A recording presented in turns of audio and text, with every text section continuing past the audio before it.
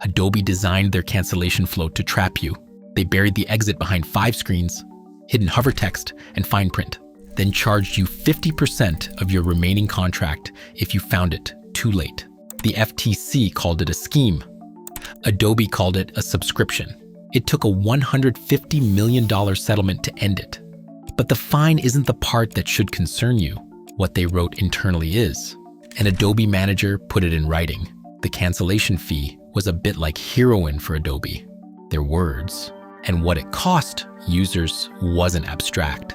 Sign up for Creative Cloud at $59.99 a month, the price Adobe was charging when the FTC filed suit. Try to cancel 6 months in. Adobe calculates every payment you still owe for the rest of the year, then takes 50% of that total on the way out the door, close to $180, hidden in hover text. A fee they never clearly disclosed when you signed up. This is the story of how Adobe turned a hidden exit into a revenue engine, and why it took the federal government 2 years and a $150 million settlement to force them to show users the door. Over 1 million customers were affected, according to the FTC's June 2024 complaint.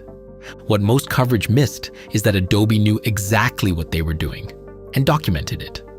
Adobe's cancellation trap didn't affect a niche group of power users. It hit everyday subscribers, students, freelancers, small businesses, anyone who signed up for an annual plan, paid monthly, without reading the fine print Adobe made sure was impossible to find. Here's what the damage actually looked like. $75 million in civil penalties paid directly to the US government. Another $75 million in credits and free services owed to affected customers. And a court-ordered redesign of the cancellation flow, ordered as part of the March 2026 settlement. The one they spent years building to keep you in. Adobe had the internal memo, they had the data, they had the complaints. They kept the fee anyway. That's not a mistake. That's a decision. This wasn't an accident. Adobe had been building toward this since 2012, the year they killed the perpetual license and moved Creative Suite to a subscription-only model. That decision wasn't just a pricing change. It was an architecture decision. Once users were inside the subscription, Adobe needed them to stay. The early termination fee was the mechanism. The buried cancel button was the enforcement. By June 2024, the FTC had documented the full picture and filed suit. It took until March 2026 to force a settlement. A cancellation process deliberately designed with friction, multiple screens, unclear language, and a fee disclosed only in hover text that disappeared if you moved your mouse. The DOJ described it as a violation of federal consumer protection law. Adobe didn't stumble into a $150 million fine. They engineered the system that made it inevitable. Here's exactly how the trap worked. When you signed up for Creative Cloud, Adobe offered you 2 options. A true month-to-month plan, flexible, no penalty, cancel anytime. Or an annual plan, billed monthly, cheaper per month, but locked in for 12 months. Most people picked the annual plan. The price difference made it feel like the smart choice. What Adobe did not make clear, not on the sign-up page, not in the confirmation email, not anywhere a normal person would look, was the exit clause. If you canceled after the first 14 days, Adobe would calculate every payment you still owed for the rest of the year, then take half. That clause lived in hover text, a tooltip, the kind of element that disappears the moment your cursor moves 2 inches to the left.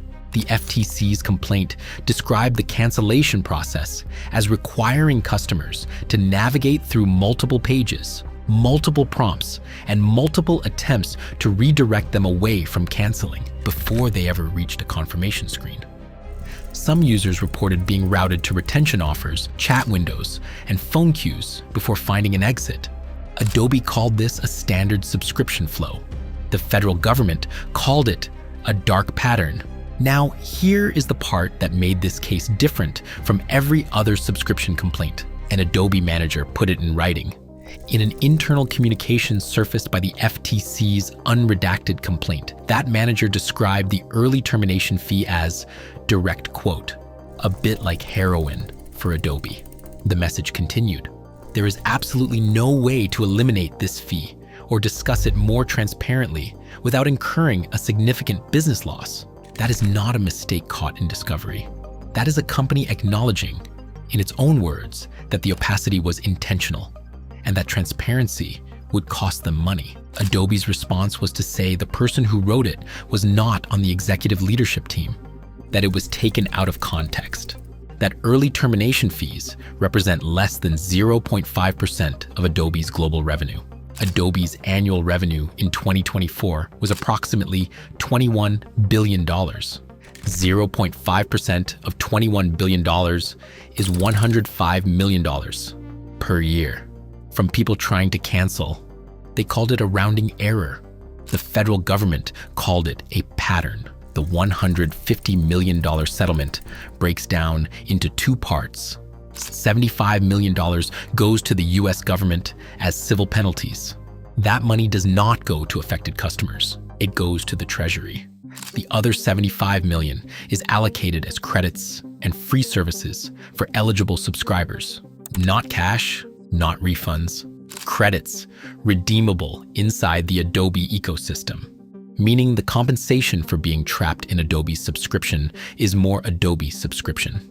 The settlement also requires Adobe to redesign their cancellation flow. Under the March 2026 agreement, Adobe must make the cancellation process simple, clear, and accessible, with the early termination fee disclosed prominently before a user commits to an annual plan. What the settlement does not do is admit wrongdoing.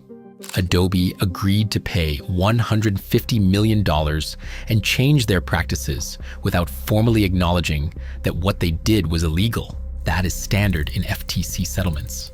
It is also the reason these cases keep happening. Adobe is not the only company that has built friction into cancellation flows. They are the one that got caught with a paper trail. The FTC has been escalating enforcement against subscription models designed to make cancellation harder than sign-up. What made Adobe's situation different was the internal documentation. Most companies that run dark pattern cancellation flows do not put the strategy in writing. Adobe had an employee who compared the fee to heroin and sent it in a message that survived discovery. For users, the practical takeaway is straightforward. Before signing any annual subscription billed monthly, Adobe or otherwise, find the cancellation policy before you enter your payment information. Not in the FAQ, not in the help center, in the terms you are agreeing to at checkout. If the early termination fee is not disclosed on that screen, in plain language, before you click confirm, that is the product telling you something. Adobe built a system that made leaving expensive. They documented that it was intentional. They kept it running for over a decade.